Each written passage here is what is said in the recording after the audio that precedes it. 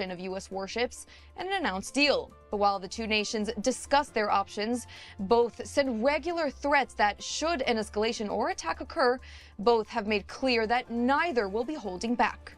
Any escalation will drag the entire region, including Israel, into another war against the Islamic regime in Iran. Now, here to help us break down where we stand is Azriel Bermant, senior researcher at the Institute of International Relations of Prague. Azriel, thank you so much for joining. My pleasure. So everyone here in Israel, wants to know, when will the strike from Iran happen? People, they want to prepare, they want to know, but there are literally no clear answers on this issue. And on the one hand, it seems like the further away that we get from the mass protests that took place in Iran, and obviously the subsequent murder of these thousands of protesters, and that the less likely it is that Trump will order a strike. But on the other hand, we also wait to see when Trump will decide that negotiations are going nowhere and diplomacy doesn't work and doesn't do the trick anymore, therefore warranting a strike on the Islamic regime. So what is your assessment of this, sort of game of limbo that we're playing? Well, there have been some signs that President Trump may be looking for an off-ramp, hence the talk about the fact he's saying that the Iranians are looking, they're talking about a nuclear deal, they're negotiating. Of course, we don't know how far they really are willing to do so. But this is, in a way, maybe reminiscent of the height of the protests against the regime, when Trump promised he would take action, and then at the last minute said that the regime's promised not to execute protesters, and that was kind of his way out. So at the moment, we know that Turkey has been holding talks. The Turkish foreign minister met with the Iranian foreign minister on Friday, and there's clearly strong regional efforts. Saudis, the Egyptians, Oman, Qatar, all are very keen to see some kind of diplomatic solution, and they're pressuring both the Iranians and the Trump administration to try and get back to the negotiating table. It really seems like nobody wants this sort of, war to ensue or a strike to happen. Nobody wants to drag the region into war. But this takes us back to the nuclear issue, because Trump seems very adamant to negotiate with Iran over their nuclear weapons. And in Israel, there are actually growing worries that Trump could negotiate a deal with the regime that would only cover the issue of nuclear weapons and not the ballistic missile program, which in effect is really the biggest threat to Israel. So what are your thoughts on that? Do you think that Trump could end up just being consumed by this nuclear threat to ignore the ballistic missiles? There's two issues here. First of all, we need to be realistic. I cannot see any way in which the Islamic Republic of Iran would be willing to negotiate their ballistic missiles. And we know it's pretty clear that they have tried to, they have made efforts to try and reconstitute their missile program. The missile for Iran, it's vital for in their eyes, for their survival. So I simply cannot. I don't believe the regime would sign any deal on their missiles. In fact, and as for the nuclear program, again, I cannot see any way in which the regime would agree to give up their nuclear program. But I can see some kind of willingness to maybe return to some kind of nuclear deal time for the regime. The question is, how far would they be willing to compromise? For example, the issue of inspections. We know that there's been a problem with it. They would refuse to allow the inspections to resume, and that will be a sticking point, for example. So I think on that front, there may be room for bargaining in terms of a nuclear deal, but certainly not the sort of deal that maybe the Netanyahu government is hoping for. And when you say that there may be room to negotiate, I mean, this is very reminiscent to me of as you can recall, there has been a round of negotiations regarding Iran's nuclear capabilities before the previous strike in June, as I mentioned. There were already talks and negotiations between Tehran and Washington to try and close these gaps and come to some sort of agreement. So what would be different this time around? I mean, wouldn't the regime's insistence on having nuclear capabilities further warrant a strike by the United States and not inspire diplomacy? Well, you also need to. I mean, we were talking about a president who's been boasting about the fact he claims that he's ended 8 wars in 8 months.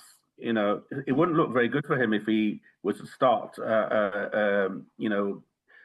make a reach. I mean, we just heard the Iranian Supreme Leader warn that this war would not be like the previous war; it would be a full-on regional war, and he's obviously trying to put the frighteners on President Trump, and this is clearly there are concerns for him going down that front, and also his base.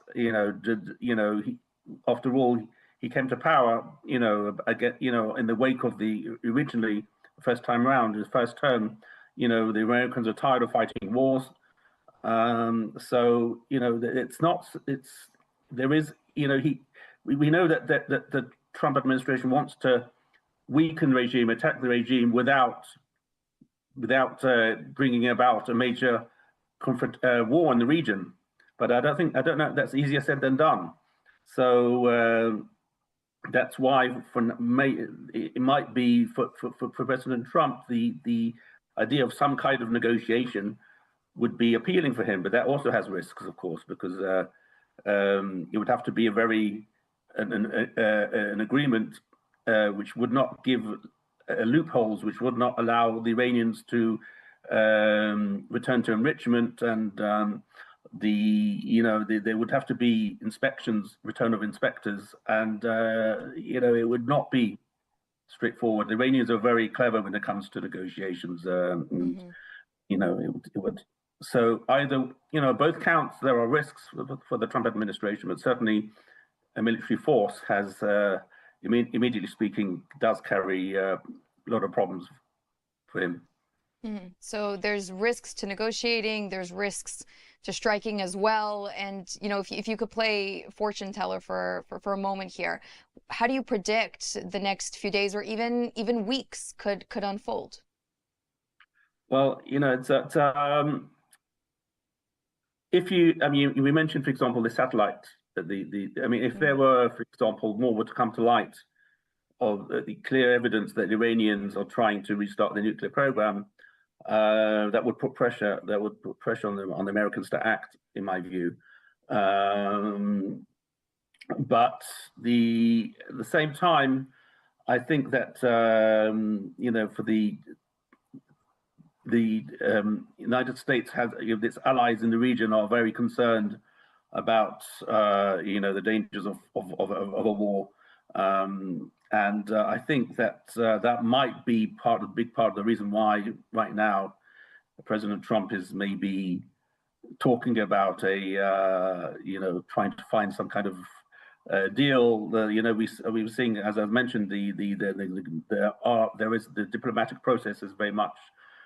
We've seen intensified diplomatic meetings to try and find a way out. But at the same time, as I said, if there is something that comes to light, that could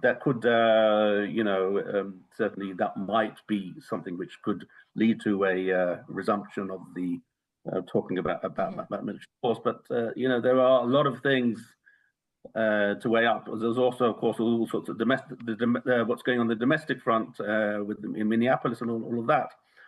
Some say that it's the Iran issue is a convenient distraction.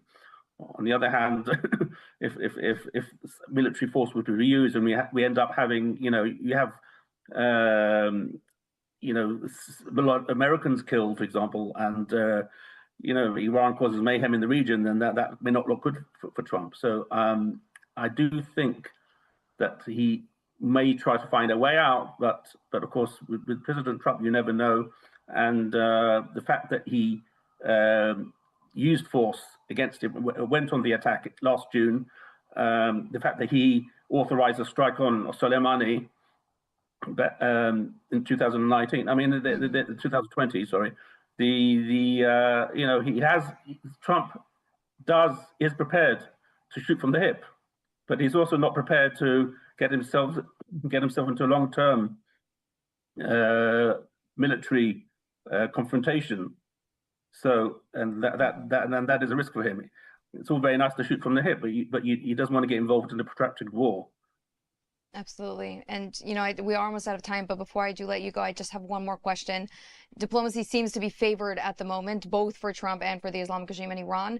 But say that is the path that we do end up taking and there is no strike. Is that not a stab in the back for the people of Iran after promising that help was on the way and then not delivering? Well,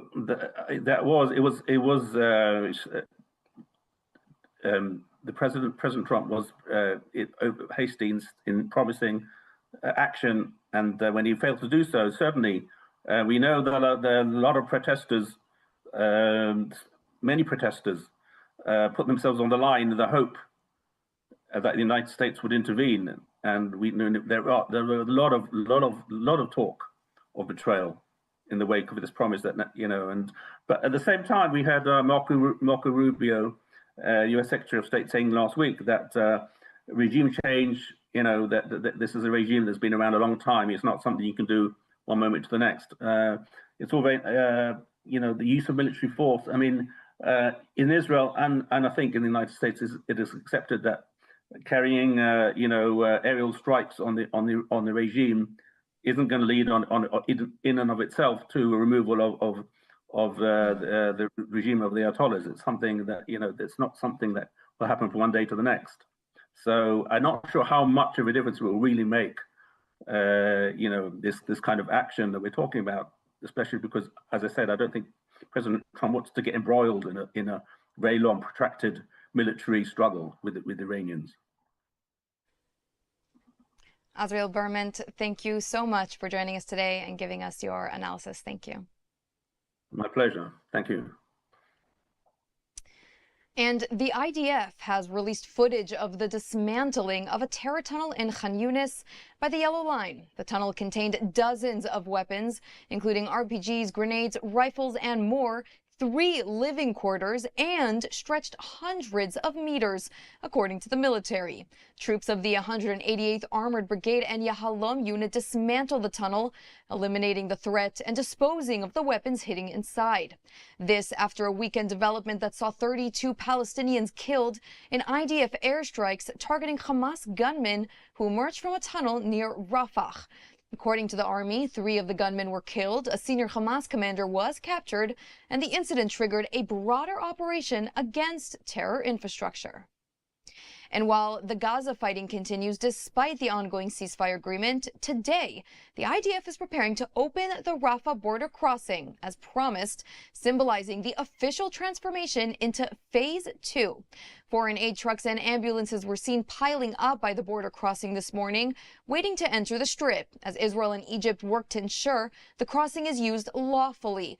The crossing will not be open for the transfer of goods or aid, as the Rafah crossing has been a notorious hotspot for weapons smuggling from Egypt into the Gaza Strip for 2 decades, an issue the IDF is attempting to monitor closely.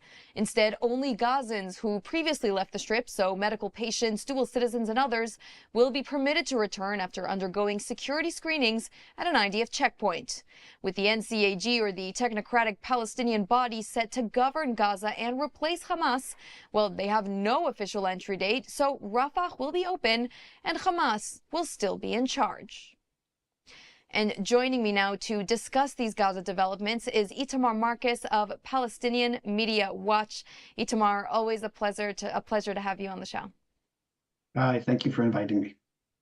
So the report I just gave on the Rafah border crossing opening and the other report I gave of the deadly escalations, they seem so detached. It's like two different realities on the ground. How do you explain this disconnect between, on the one hand, the desire to open Rafah and move to phase two, but on the other hand, the reality, which is that Hamas is still very much armed and very much in control in Gaza? You're absolutely right. There's a complete disconnect between the reality, what was promised with the agreement, and what's actually happening in Gaza, and that's so critical. And one of the reasons this is happening, let's go back to the basics. The Trump and the whole plan built up or was built around three different groups of people. The first one is his Board of Peace, which is headed by Trump and has on it lots of world leaders, also Marco Rubio and Witkoff. And many people see this as he's trying to create a replacement for the United Nations. This would be a body that would resolve international conflicts, not just in Gaza, but around the world. So he's thinking very, very large with this board piece. The second thing, the second thing is the International Stabilization Force. Now, this was the military force that was supposed to come in and accomplish just what you were talking about now, which is take away Hamas's weapons, make sure that all the tunnels are destroyed, fight Hamas if necessary. And the interesting thing is, and not surprising, is that no countries want to join this international stabilization force. No countries want to put their soldiers in Gaza to be responsible for fighting Hamas, which is essentially what they'd have to do. So that when you're talking about now the terrorists coming out of tunnels, and you're talking about the incredible infrastructures that still exist, the body that was supposed to be created under the peace agreement just isn't being created because no one wants to be a part. No country wants to be a part that Israel will allow. Certainly Turkey and Qatar would like to be a part. Israel won't allow those countries because it will be a farce. Right. And so there's really, like you say, this big disconnect. And I'm curious, why is the IDF facilitating and allowing for the opening of Rafah? I mean, it's very clear to everybody here in Israel that this is a bad move. We're doing it with our heads down. There seems to be this big rush to move on to phase two, but Hamas are still there. They're still popping out of tunnels and they're still armed. So the minute we open the Rafah crossing, we get more weapons smuggling from Egypt until the technocratic government comes in and does what they're supposed to do, which is disarm Hamas, which is yet to be seen whether or not they'll be successful or not. Before they even attempt to, we're going to have a few days where the Rafah crossing is open and Hamas are still there. So what do these few days do to Hamas, and what is the danger for Israel? Well, Israel went along with the opening of Rafah because, as opposed to many of the different things in the 20-point plan, Trump's 20-point plan, as opposed to many things which talked about a progression, the opening of Rafah actually had a specific date. I think it was January 19th, and that date we've passed already. So Israel didn't want to be seen as the one that is causing the whole process to stop. Now, the United States is very interested in going on to phase two because they don't want the process to stop either. Because Trump has been presenting himself internationally as the peacemaker. You know, there's no doubt he's talked about the Nobel Peace Prize. And if it all falls apart right now, even before it gets started, then it's a failure. So he wants to see it going, continuing going. Israel is an ally of the United States, and the same way the United States helps Israel, Israel helps the United States. And in this case, that means opening the Rafah border and allowing a process to continue, even though it's even though it's missing a fundamental piece. So it's sort of something we're doing for the United States.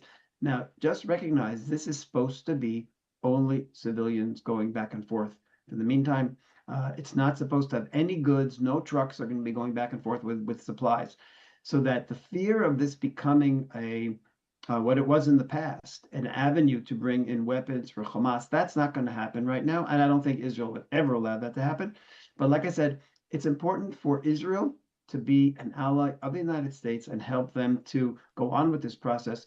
I think at a later point, Trump will realize that the process is going nowhere because Hamas is not willing and will never be willing to give up its arms. But I think Israel is waiting for the United States to reach that understanding on their own. And I would just point out another thing is that now is not a good time for Israel to get into a crisis with the United States, with an impending attack against Iran. Could be 24 hours away or 3 days or a week, but it's going to happen. So Israel doesn't want to be in any which way, in any way, in friction with the United States at this point, and that could be also part of the decision to open up Rafah. Now, I want to mention one more thing. You talked about, there's a third part. We talked about the Board of Peace, and we talked about the military international stabilization force. The third part that's supposed to take over in Gaza is the 15-member technocratic committee, and they're supposed to be like a governing board for Gaza. Now, I just want to read something to you. Palestinian Media Watch, we just translated some very shocking material about the head of this committee. His name is Ali Shah. And he is Right. presented as a technocrat, a non-political person. He's leading it. Now, we have found an interview of his from April of this year, before he was appointed, of course, and even suggested there was no committee at that point that was even be discussed. And I want you to listen to some of the things that he said in that interview, which we will be subtitling and releasing in the next few I'd days. love if you could give us like a short little recap of it. That's great. Okay, so first of all, he defines Israel as follows: this colonialist who was planted by American and Western Europe. They planted it in Palestine ever since the Balfour Promise, the Balfour Declaration. This is the colonialist. He is denying Israel's historical right to exist. He's denying Israel's history. This is classic Palestinian Authority demonization of Israel by claiming that we don't have a right to exist. We are only a colonial implant. And that is how this head of this committee, who's supposed to be non-political, that's how he identifies Israel. In that interview, he a number of times refers to Israel as he doesn't say Israel by name. He talks about the occupation, which again is Palestinian Authority ideology. Don't refer to Israel as a state, just as the occupation. And he also gloated about the fact that years ago on Land Day, and I'm quoting to you now, like every Palestinian, I did an activity with young people at schools and demonstrations against the Israeli occupation. We'd stand in areas where there are checkpoints and throw rocks at them. We set this day ablaze. I was actually the organizers of this activity in the city of Khan Yunis. So here he is bragging about his fighting Israeli soldiers. So the person who is supposed to lead a group of people who are going to be involved in making peace is himself proud of his terror past and refuses to recognize Israel's right to exist as a legitimate state. And this is the body that's also supposed to replace Hamas and help disarm Hamas. So there's clearly no guarantee for Israel that security for the long term on Israel's southern border, that Israel can secure its southern border, is basically what you're saying. Absolutely not. The belief, first of all, the only way the Hamas is ever going to leave is going to be if it's destroyed, unfortunately, by war, by Israel. We'll have to resort to that probably. But this government, even were it to rule afterward, even after Israel destroys Hamas, if this were the committee that would be in place, where we already know that the head of it doesn't even recognize Israel's historical right to exist, how can we expect them to build a peaceful Gaza? How can they expect them to change the messages? A person who's proud of his terror past. So literally the entire fantasy of creating this technocratic thing has to be done, has to be rebuilt. It has to be rethought out, and it needs people who really want peace. And it's going to be very hard to find them. So just to recap, really, there's all of these movements and all of these developments, the opening of the Rafah border, the technocratic government, and all of these are things that Israel is very well aware will not succeed in achieving the goals that Israel had already stated, which is the disarmament of Hamas and the demilitarization of the Gaza Strip and creating a peaceful and prosperous Gaza Strip. None of these actions are going to work, and Israel is just sitting back and waiting for Washington to realize it? I think so. Like I said, nothing is going to happen in terms of the United States recognizing this or giving Israel the go-ahead on Gaza to destroy Hamas until after the United States is finished with Iran. We have no idea how long that's going to take. But at some point, hopefully it'll be fast, hopefully it'll be quick, hopefully it'll be very successful. And then after having destroyed Iran's government, the United States will have to turn back toward Gaza and ultimately recognize that October 7th for every Israeli means that Hamas has to be destroyed. It can't be, okay, we'll let them sort of be in the background. No, they have to be destroyed. Every Israeli understands that. And he'll then hopefully give Israel the okay and say, okay, Israel, move ahead and do what you have to do. Itamar, I'd love to continue picking your brain on this topic. There's so much more to discuss, but we are unfortunately out of time. So I want to thank you so much for coming on the show and giving us your analysis. Thank you. And moving on, today the government approved a plan to rebuild one of Israel's most hard-hit cities in the last 2 years, Kiryat Shmona. This development follows a visit by Prime Minister Benjamin Netanyahu today in the municipality hall, where he said that the country is dedicated to the rehabilitation of the area. Kiryat Shmona has suffered relentless rocket fire from Hezbollah in southern Israel from October 8th, 2023, all the way through to November 2024, when a ceasefire was finally signed through U.S. mediators. Today, Netanyahu announced that a university will be built in the city in an effort to also attract newcomers, but also inspire those who have long evacuated from this northern city to finally return home. And Israel is facing an unprecedented heat wave in the middle of January. A dust storm from North Africa has entered the region, causing unusually hot weather in this winter month. Strong winds are set to pick up, and the Meteorological Service says dry southern air will push temperatures up to around 25 degrees in the mountains and nearly 30 degrees in the coastal plain. That's, of course, in Celsius, and the northern Negev, levels that Israel has not seen since 1987. And before we go, we've got some exciting news. You can now get Israel updates on our WhatsApp channel. Breaking stories, live updates, and verified reports, all delivered fast and accurate. Just scan the QR code that's on your screen right now to join and get all of the action. And that's a wrap for this edition of ILTV on the Hour, broadcasting live from Israel and the heart of the Middle East. I'm Diva Klein. I want to thank you so much for joining us on ILTV on the Hour, and I hope to see you again at our very next update. Thank you.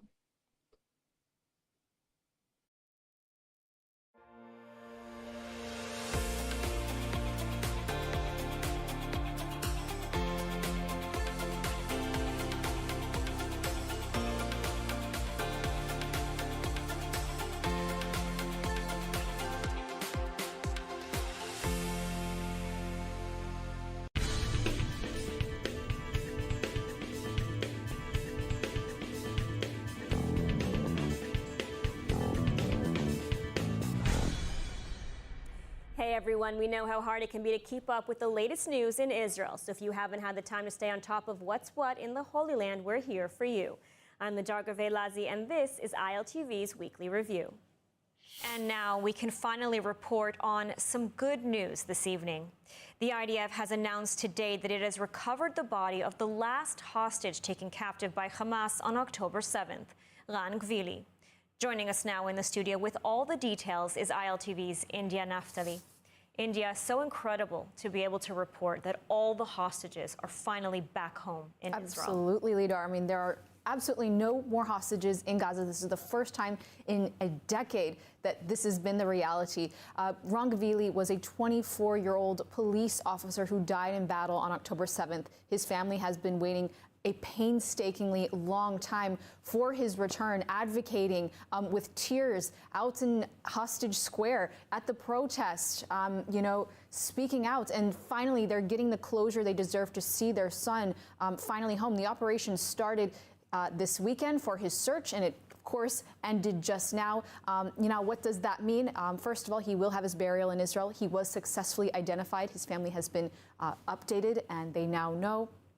And now what we are going to see is the Rafah opening. It was actually quite controversial, this Rafah opening. Is why would we open the Rafah border if all of our hostages have not been returned? That was a big question in Israel's security cabinet. And now that Ran Gvili's been returned, it does seem that there will be no questions. The Rafah opening, the Rafah crossing will be opened, and that will probably happen as soon as they can. Now, with the Rafah opening, this is something that they've been talking and delaying because of this very issue of our hostages still being in Gaza.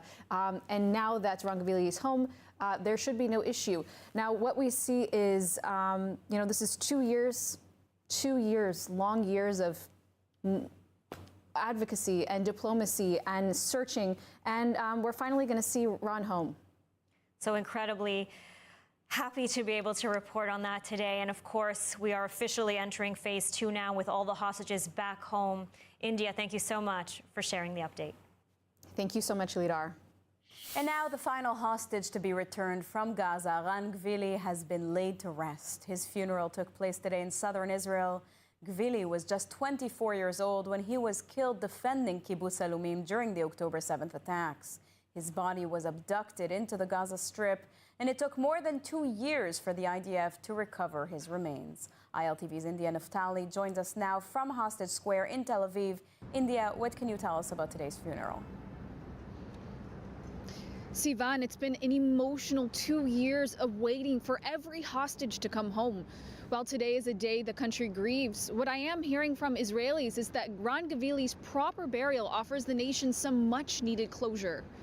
The casket of Master Sergeant Ran Gvili was escorted by a police motorcade this morning to his hometown in southern Israel. Gvili, who served as a police officer in Israel's Special Yassam unit, was honored by fellow police officers who lined the route to pay their final respects. At the funeral, thousands were in attendance. There, Prime Minister Netanyahu and President Herzog both gave a eulogy. אנחנו פעלנו ואנחנו מצאנו את רני.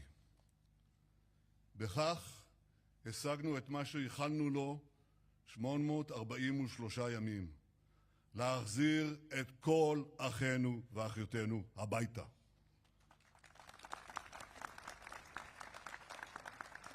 וזה עדיין לא סוף פסוק.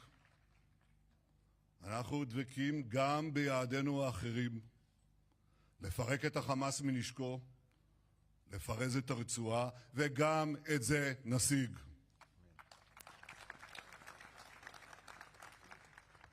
ידעו מבקשי נפשנו שמי שמניף יד על ישראל ישלם מחיר כבד מנשוא. Gvili's family also gave moving and emotional remarks. אני טלי גבילי, אמא גאה של רן גבילי, שוטר יס"מ, חטוף, הראשון לצאת, האחרון לחזור, האחרון שחזר. אני כל כך גאה להיות אבא שלך, ואתה חסר לי כל שנייה, כל שנייה וכל דקה. אוהב אותך, אוהבים אותך, מתגעגעים אליך. תודה רבה לכולם על הכבוד שאתם נותנים לנו. זה הכבוד בשבילו, לא בשבילנו. תודה. On the morning of October 7th, 2023, Ran Gvili messaged his friends that he had been shot in the leg. That was the last time he was heard from. They later came to learn that he had been killed and abducted into Gaza. Earlier this week, the IDF recovered his body in a cemetery in eastern Gaza City. Gvili, a young man who loved life, motorcycles, his family, and his country, has finally been laid to rest. And also yesterday evening, the clock here in Hostage Square that used to be counting the number of days, hours, minutes, and seconds that the hostages have been in Gaza finally stopped at 843 days, 12 hours, 5 minutes, and 59 seconds, officially closing what is one of the most painful chapters of Israel's history. Sivan, for the last time from Hostage Square, back to you. Thank you very much, India. And with the return of the final Israeli hostage, Ran Gvili, to Israel, the Rafah crossing can now be opened and Trump's phase 2 of his Gaza plan can commence. Israel has agreed to a partial reopening of the Rafah crossing between Gaza and Egypt, but said it will continue to monitor remotely all people and goods passing through it. Speaking with the Axios news site, President Trump praised Hamas for what he said was its cooperation in helping locate the body of Ran Gvili. But he also stressed the terror group must now lay down its weapons in accordance with the U.S. brokered peace agreement, saying now we have to disarm Hamas like they promised. A senior U.S. official also told reporters that those Hamas terrorists who agree to lay down their arms will be granted amnesty as per the peace deal, and that reconstruction of the Gaza Strip will only begin with the demilitarization of the territory. The official added that Israel will be expected to carry out a full withdrawal from Gaza as that process takes place, though Israeli officials have said they expect that would only happen after Hamas is fully disarmed. President Donald Trump has formally launched his new Board of Peace at a signing ceremony in Davos, Switzerland, saying the body will help manage global conflicts, starting with Gaza. But while some countries have joined, others are holding back. Spain has publicly declined to take part. Germany says the plan needs changes, and the European Union is raising legal and political concerns. Meanwhile, President Trump announced that Canada's invitation has been withdrawn. ILTV's India Naftali has more for us on this matter. India, what can you share? Yes, Sivan, last week's signing marks a major step for President Trump's new Board of Peace, which he says will help enforce ceasefires and coordinate reconstruction after wars. The initiative is already attracting support from some countries, including several in the Middle East, while others are still deciding whether or not they'll join or stay out. President Donald Trump held a signing ceremony Thursday in Davos to formally launch his new Board of Peace. At the ceremony, Trump's senior advisor, Jared Kushner, unveiled a $25 billion plan to rebuild Gaza and turn it into an economic hub by the year 2035. The plan focuses on infrastructure, private investment, and job creation. But the new board is already facing resistance in Europe. Spain's Prime Minister Pedro Sánchez announced his country will not join. Tras haberlo consultado con muchos de los países, tras haberlo meditado durante bastantes semanas, hoy he querido trasladar a los colegas del Consejo Europeo el que el Gobierno de España ha decidido no participar a la llamada Junta de Paz. Agradecemos la invitación, pero declinamos el participar en esa junta propuesta por la administración estadounidense. Sanchez disapproves of the board, saying it operates outside the United Nations system and does not include the Palestinian Authority. Germany's chancellor also said Berlin cannot join under the current structure, citing constitutional concerns, but left the door open for future cooperation. The European Union's Foreign Policy Service has gone further, warning in an internal document that the board gives too much power to President Trump and departs from the limited mandate approved by the UN for Gaza. Meanwhile, President Trump announced on Truth Social that he is withdrawing Canada's invitation to the Board of Peace, although he did not give a reason why. And as tensions mount from Iran to Gaza, we're now joined by retired Colonel Rich Outzen, Senior Fellow at the Atlantic Council, to help us break down what could come next and what it means for Israel. Thank you, Rich, for joining. Good to be with you. So we're witnessing a serious U.S. military presence in the region. What message does it send to Iran at the moment, and what is your assessment of an imminent attack? Well, I think this is a very difficult deterrent situation. I think obviously President Trump, with regards to Iran, is trying to deter the regime from carrying out further massacres of its own people.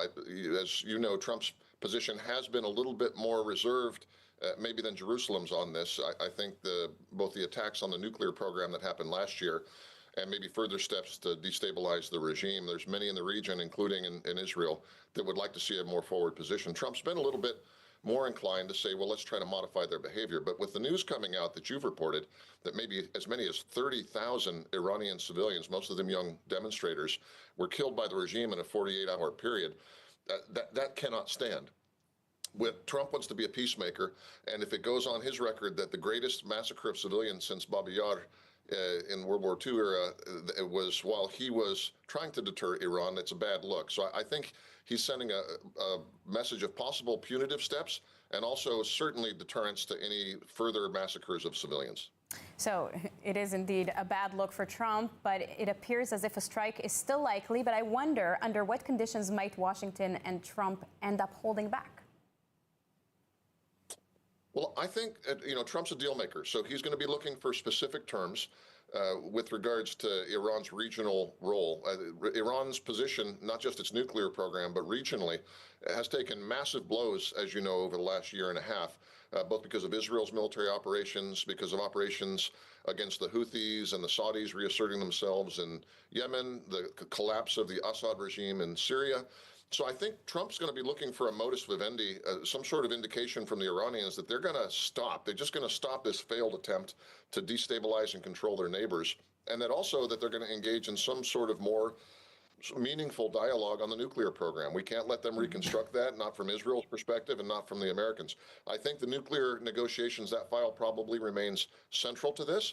And if they continue to prevaricate and obfuscate, then I think a strike becomes more likely. Mm-hmm. Now, Iran has said any attack on its leadership would be an all-out war. What would a conflict like that look like, in your opinion? And what risks does that pose for Israel? What should Israel brace for? Well, I think we've seen sort of the extent of Iran's capabilities to directly strike, either at the U.S. Through naval means and mines and rockets and missiles, and also the ability to, or the attempt to strike at Israel directly with air assets, with drones primarily, but also missiles. They're just not that good at it. The Iranians have neglected their conventional forces and their air and air defense forces for, well, the entire period since the revolution in 1979 in favor of these sort of quasi-clandestine proxy wars that they have fought. I think we could indeed see another wave of launched drones and missiles sent at Iran. I think that there are Iranian sleeper cells in Europe and the United States, not so much in Israel, that could engage in sabotage. I think they'll try, and they've tried in the past, direct assassinations. We know that there's been Iranian agents arrested in the United States previously for trying to assassinate Iranian dissidents and even to try to go after U.S. political figures up to and including the president. They talk a big game. The truth is they have fairly limited direct capabilities to strike, but they can certainly kill some people and blow some things up, and I think that would be what they'll try to do. Now, moving on to Gaza, the U.S. envoys are pressing to reopen the Rafah crossing. And even before the return of the last deceased hostage, Ran Gvili, what does Israel see as the security risks of opening Rafah? Well, the risks clearly are that if either the Egyptians or the Palestinian Authority or international forces are running the daily traffic in and out of Rafah, that they are going to not notice remilitarization of Rafah, the rebuilding of tunnels and the smuggling of weapons, and that creates additional lethal risk for the Israeli homeland as well as for forces operating in and around Gaza. That's undeniable. The devil is in the details, though, and the problem here is that Rafah is an important lifeline for the civilians of Gaza, and clearly with the Kushner plan and Witkoff plan to reconstruct Gaza, you've got to have an economic lifeline. So how do you do that? How do you have an economic lifeline that also respects Israel's security red lines? And that's the dilemma. I will tell you, based on my time working in Israel, I spent 4 years and a lot of it dealing with Gaza, this is an eternal dilemma. And the fact is, I think it's the right thing for the U.S. administration to push Israel on this a little bit, not to ignore Israel's concerns, but there is a clear preference for security logic and sort of a deprioritization of economic logic here. And that's not the path to peace. That's just the path to having a few more decades of this same problem. So I understand the Israeli sensitivities, and we do need to do more in terms of security guarantees once Rafah is reopened. But at the same time, I think Kushner and Witkoff are right. Israel needs a little push on this. Well, thank you for your input, Rich. Thank you very much. Yeah, thank you. The head of U.S. Central Command, General Brad Cooper, arrived in Israel for high-level talks with senior Israeli officials, with the potential U.S. attack now possibly close enough to send the Iranian leader into his underground bunker. More on this from ILTV's Steve Leibowitz. The visit by General Cooper comes as the United States appears to be near completing its military buildup in the region, including the deployment of the aircraft carrier USS Abraham Lincoln, warships, destroyers, and additional air power. President Trump confirmed that what he described as a massive armada is moving toward the Middle East, saying the U.S. is getting its assets in place before a potential attack on the regime following its deadly crackdown on anti-government protests. You know, we have a lot of ships going that direction, just in case. We have a big flotilla going in that direction. And we'll see what happens. Let's hope we have a big force going toward Iran. I'd rather not see anything happen, but we're watching them very closely. But we have a armada. We have a massive fleet heading in that direction. And maybe we won't have to use it. We'll see. Iranian Supreme Leader Ayatollah Ali Khamenei has reportedly been moved to a fortified underground bunker in Tehran amid fears of an imminent American strike. Khamenei's son, Massoud, is reportedly now managing day-to-day communications with government bodies, a sign, according to Israeli analysts, of growing instability and disruption at the very top of the regime. The Iranian military issued a fresh warning. The commander of Iran's Islamic Revolutionary Guard Corps, General Mohammad Pakpour, said the force is more ready than ever. Finger on the trigger. Pakpour warned the United States and Israel to, quote, avoid any miscalculation. The Iranian people, mostly opposed to the regime, are awaiting the help promised from Trump during the government massacre of its citizens. A new report from Time magazine claims that more than 30,000 people had been killed in Iran during the anti-regime protests earlier this month. The figure quoted two unnamed senior officials in Iran's health ministry and far exceeds the official Iranian toll of just over 3,000 dead. And as all of these developments unfold and the looming question of U.S. military action in the region grows, CENTCOM have announced that the United States military will conduct a major Air Force exercise in the Middle East. ILTV's Devo Klein has that story. As American military presence continues to build in the region in anticipation of an escalation against the Islamic regime in Iran, CENTCOM have announced an operational readiness exercise with deployments to contingency sites. The military's goal is to test readiness and demonstrate the ability to deploy, disperse, and sustain combat air power as concerns of a possible confrontation with Iran's regime continues to grow. According to CENTCOM, the exercise is intended to improve the dispersal of assets and personnel, strengthen regional partnerships, and prepare for rapid responses throughout the command's area. Air crews will deploy to multiple contingency locations with the approval of host nations and in close coordination with civilian and military aviation authorities, the statement said. The announcement followed the arrival of the U.S. aircraft carrier Abraham Lincoln in the Middle East, accompanied by several warships. Now, with the readiness drill and the U.S. Armada in place and poised to strike, all eyes remain on President Donald Trump to see what comes next. Despite reports that Iran's supreme leader Ayatollah Khamenei is hiding in a bunker, the Iranian regime does not seem to be heeding U.S. President Trump's warnings, instead opting to issue threats of its own to the United States.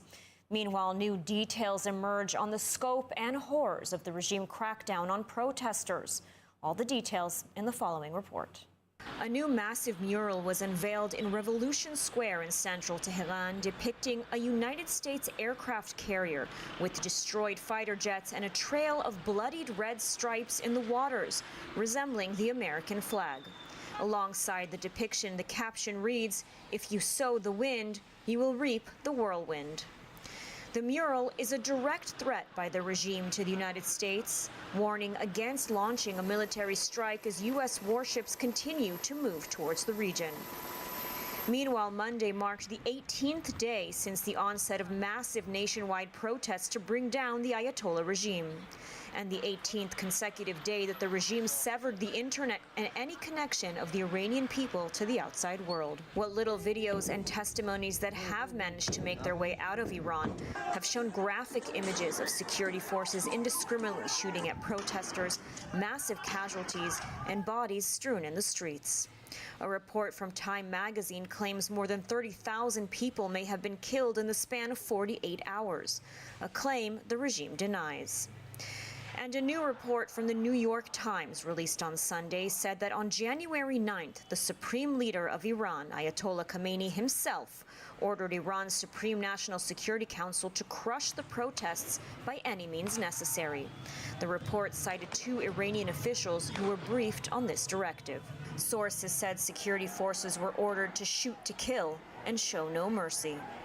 The Times report also interviewed 24 Iranians in major cities throughout the country, many who spoke anonymously out of fear for their lives. Among them, medical workers who described scenes of horror and chaos as thousands of wounded protesters streamed into hospitals. The doctors described scenes of patients with gunshot wounds to the head and neck, including small children. One doctor described wanting to die as he had to remove both eye sockets of a 13-year-old who was shot by regime forces. The Times report chronicled the atrocities to the early days of the protests, as world leaders were urging Iranians to take to the streets and promising help. But according to the report, by January 12th, the protests had largely been crushed. And so, as the internet blackout continues and American warships continue to arrive in the Middle East, little is known about the continued scope of the massacres against the Iranian people or the state of their uprising today. Help may be on the way, but is it already too late? For more of the latest updates from Israel, make sure to subscribe to our newsletter at iltv.tv or download the ILTV Plus app. That's it for ILTV's Weekly Review. See you next week.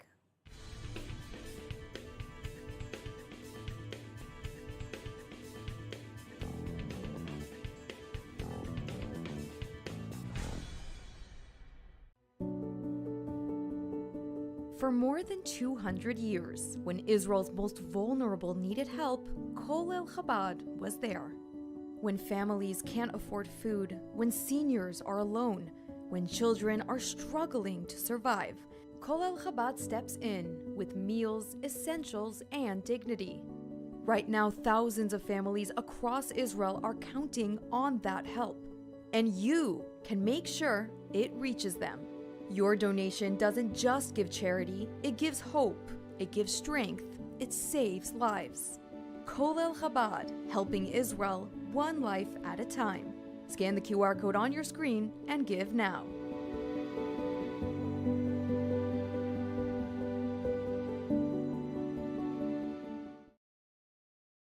Imagine earning your master's degree on top of Mount Carmel, where forest meets sea and where every day brings a new cultural, academic, and personal adventure.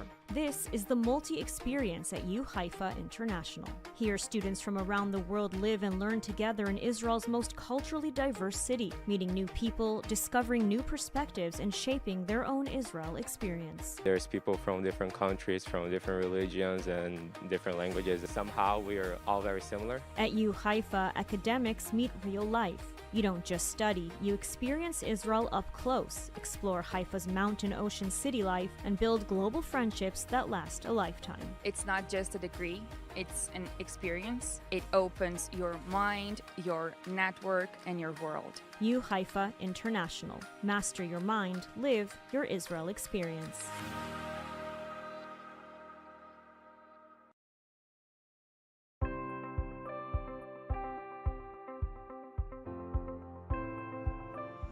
The story of the Jewish people has never been about standing still. It's a story of moving forward, of taking responsibility, of protecting what matters, no matter the challenge.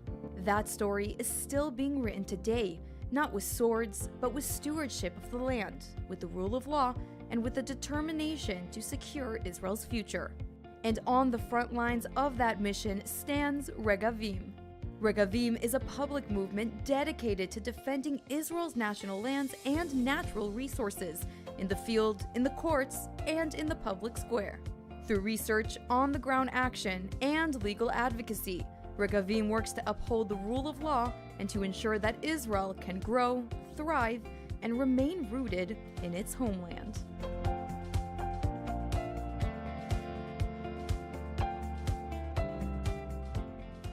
When you buy from Blessed by Israel, you're not just shopping, you're standing with the families of Israel's heartland. Every bottle of delicious olive oil, handcrafted necklace, or jar of honey carries the spirit of Judea and Samaria. These, along with many more products, are the tastes, scents, and stories of the Promised Land, made by people rebuilding our biblical homeland every day. Shop now at blessedbyisrael.com and use ILTV's special code BLESSISRAEL for 10% off on your first order.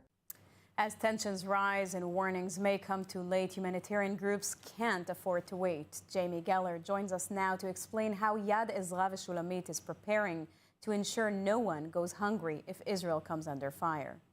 Jamie Geller, thanks for joining. Thank you so much for having me.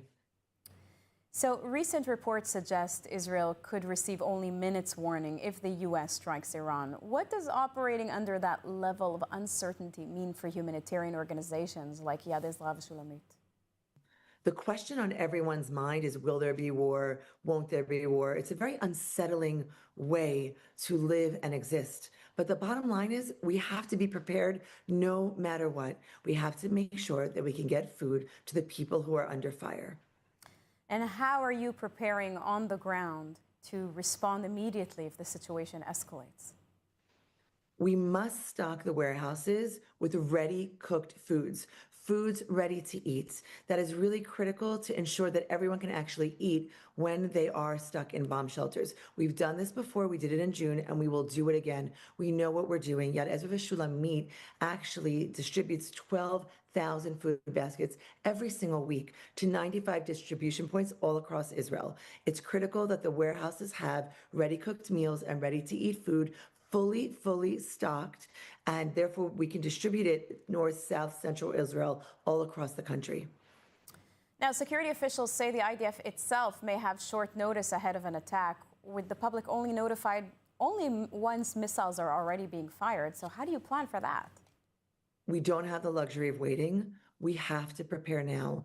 It's about stocking warehouses, securing logistics, access routes, a tremendous amount of coordination that's needed to ensure that those that may be trapped in bomb shelters for extended periods of time, like the elderly, people with disabilities who don't have the luxury of running in and out and back and forth, but may actually have to shelter in place in their bomb shelter, have food that they need to eat and survive, ready to eat food. And that only happens because we prepare now beforehand.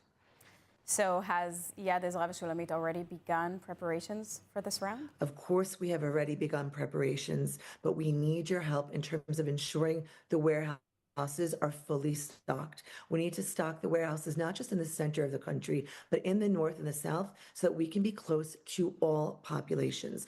And of course, we need to be ready in the event of missile impact. We all know what that means and the devastation that that can bring. So we've done this before. We are going to be prepared to do it again, all the while praying to God that there will not be a war. But as a humanitarian organization here in Israel, we need to be prepared. We are on the front lines of ensuring that people have the food they need to survive.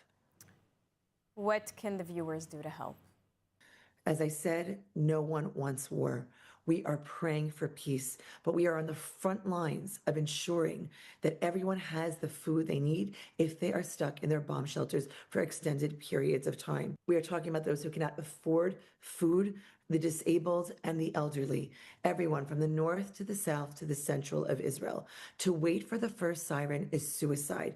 We must prepare. Just as the IDF prepares, the humanitarian organizations of Israel, Yad Ezra Shulamit, must be prepared. We need money for gas for the 15 trucks that will be going to 95 distribution points and beyond, from shelter to shelter, if that's what it takes, to ensure people have the food they need to survive this crisis. Well, thank you, Jamie. In this time of uncertainty, you can make a difference too. Scan the QR code to help the biggest food distribution organization in Israel, Yad Ezra Shulamit, prepare to respond in case of emergency and feed those in Israel who need it most.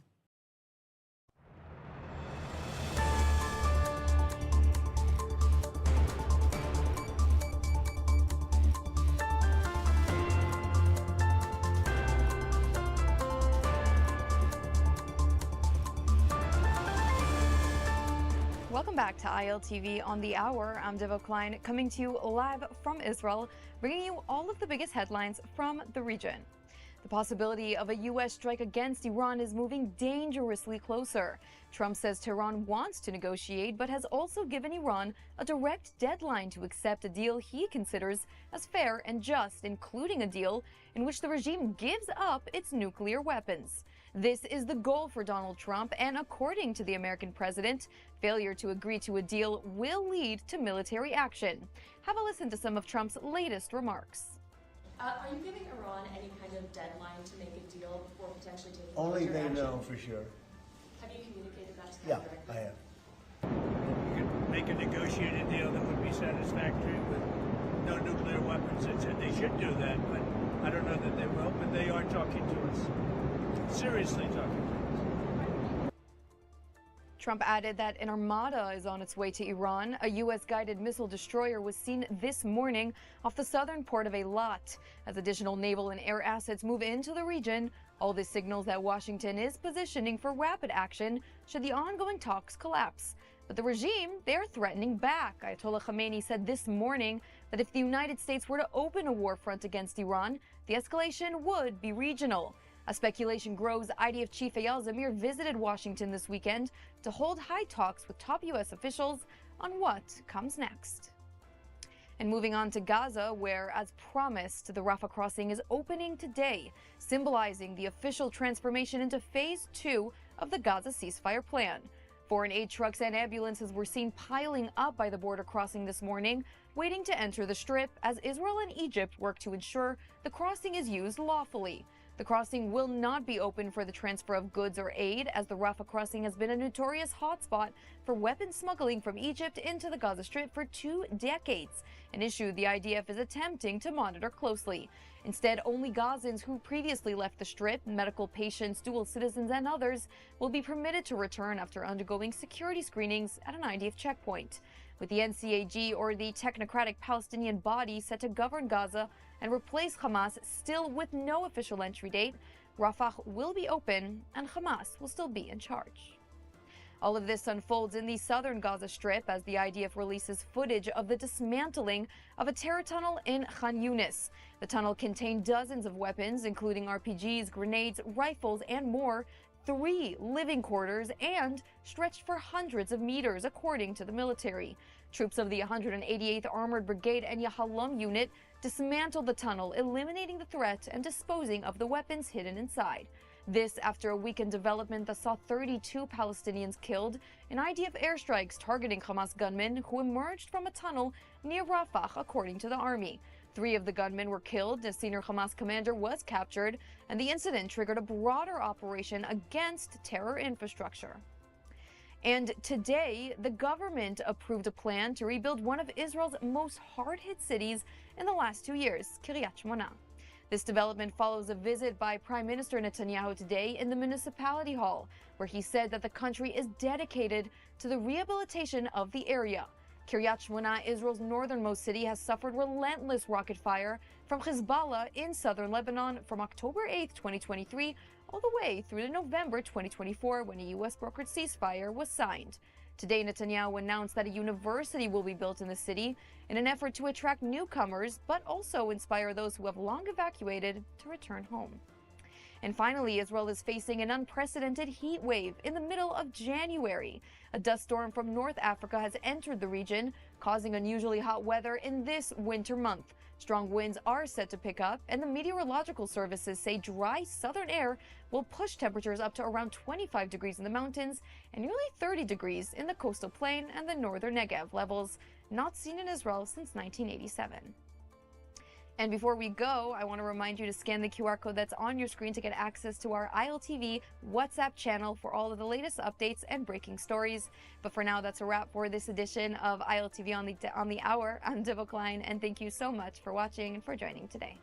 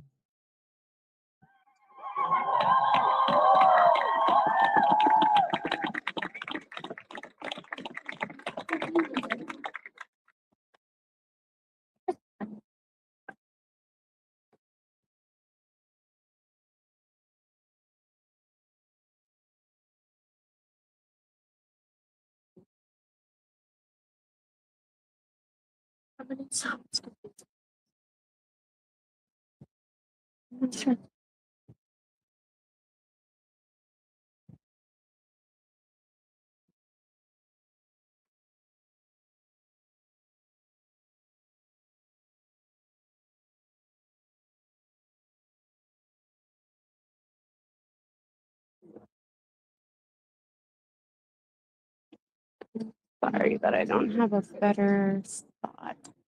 I'm also trying not to block everybody else's views.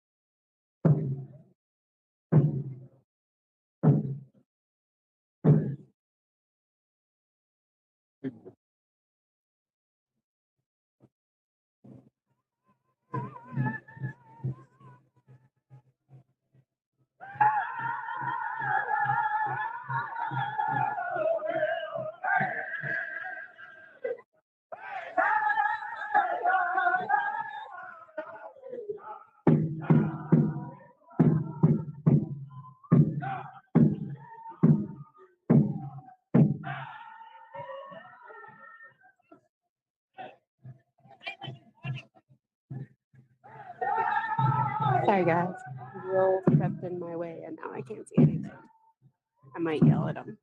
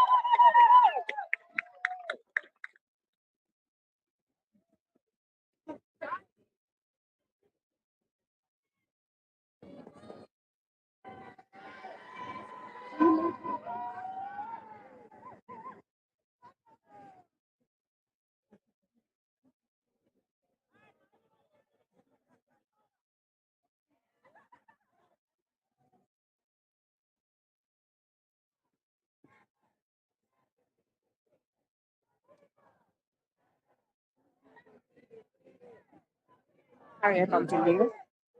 Okay. My generation.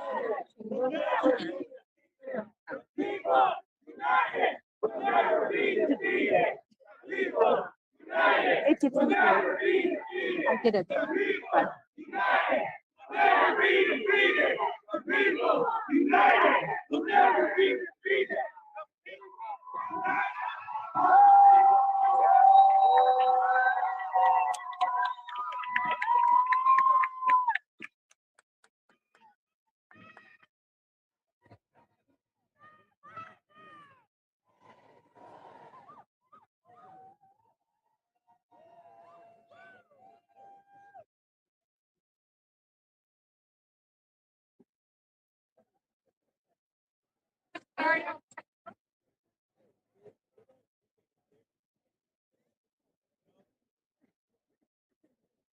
that's okay.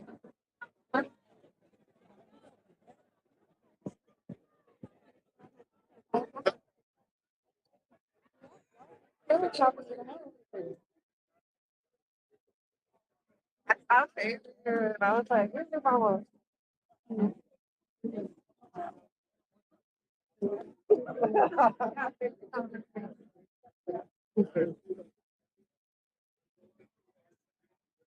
If you want to go look, yeah, go look. I'll be right there. Okay.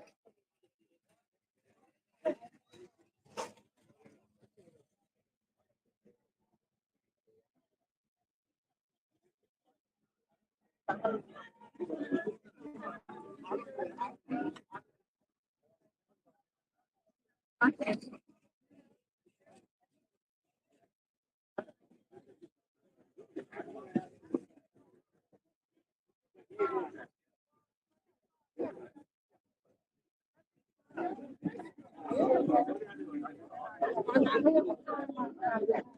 I don't know. Like, where'd you go? You're behind? I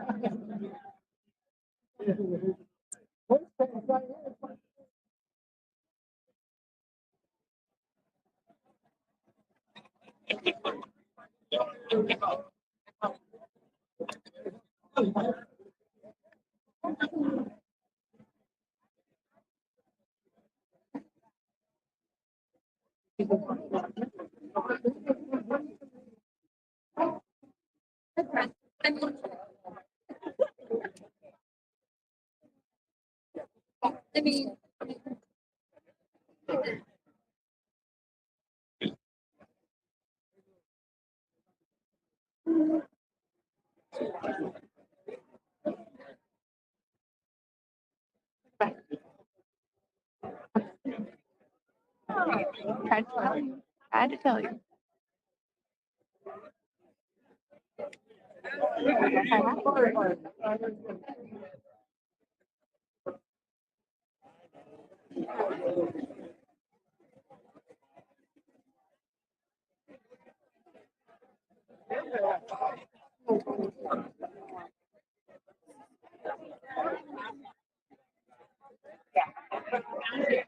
We are going to eat again.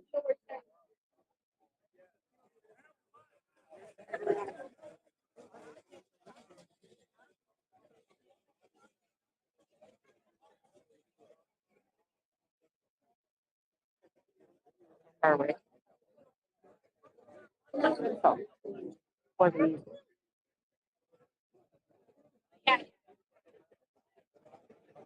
Is it over now? Of course I come back again. I mean, what can you do?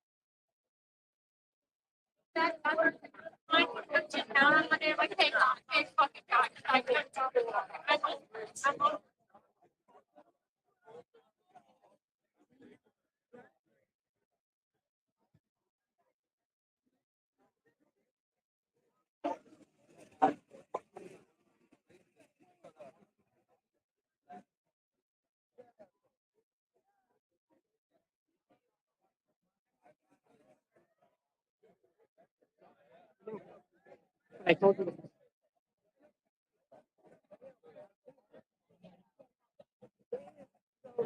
All right, so I am going to end it here, and I'll be back later for the vigil at the VA hospital. In about, it's like an hour and a half. Yeah.